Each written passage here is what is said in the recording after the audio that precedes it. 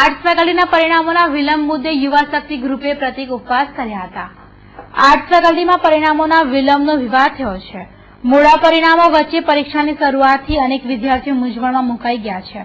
યુવા શક્તિ ગ્રુપે પાર્થ શર્માની આગેવાનીમાં પરિણામના વિલંબ મુદ્દે ફેકલ્ટી બહાર પ્રતિક ઉપવાસ કરી વિરોધ નોંધાવ્યો હતો।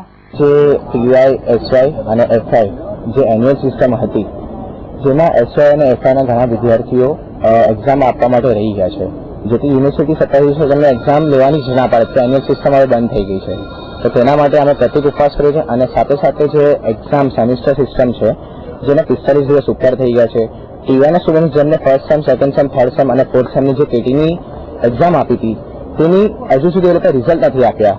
તો વિદ્યાર્થીઓ પછી આ મે એન્ડિંગમાં એક્ઝામ ક્યારે આવશે, એમને વેકેશન ક્યારે મળશે, ગ્રેજ્યુએશન ક્યારે મળશે, અને સાથે સાથે ફર્સ્ટ સેમ અને થર્ડ સેમની રિઝલ્ટ જે રેગ્યુલરની એક્ઝામ હતી તે પણ 45 દિવસ થઈ ગયા છતાં પણ એ લોકોએ રિઝલ્ટ આપ્યા નથી। છેલ્લા 3 વર્ષથી જે સેમિસ્ટર સિસ્ટમ દાખલ કરવામાં આવી છે તેનો અમને લોકોને એનો વાંધો નથી, પણ તમે રિઝલ્ટ સમયસર આપો એનો અમે યુનિવર્સિટી પાસે જવાબ માંગીએ છીએ। ગઈકાલે જ 5th સેમનું જ્યારે રિઝલ્ટ આપવામાં આવ્યું છે તે પણ ઘણા વિદ્યાર્થીઓને હજુ પણ રિઝલ્ટ નોટ અવેલેબલ બતાવે છે, તેનો મતલબ અમારે શું સમજવો? ત્યાં સુધી પ્રતિક ઉપવાસ મિનિમમ 3 થી 4 દિવસ અમે પ્રતિક ઉપવાસ ચાલુ રાખીશું, અને જો અગર આનો કોઈ નિકાલ નહીં આવે તો અમે ગાંધી ચિંધ્યા માર્ગે આ અમારા ઉપવાસ પણ કરીશું। આ દરમિયાન આર્ટ્સ ફેકલ્ટીના ડીન ડીએસ ચુડાવા ત્યાંથી પસાર થતા હતા ત્યારે વિદ્યાર્થીઓએ તેમને પણ રજૂઆત કરી હતી।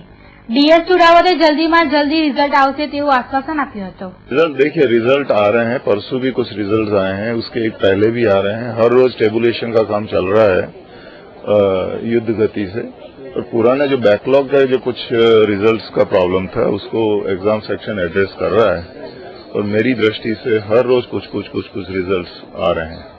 परसों भी मुझे ख्याल है मैं खुद गया था, एडहॉक हुआ था, उसके अगले दिन भी एडहॉक हुआ था, उसमें भी गया था।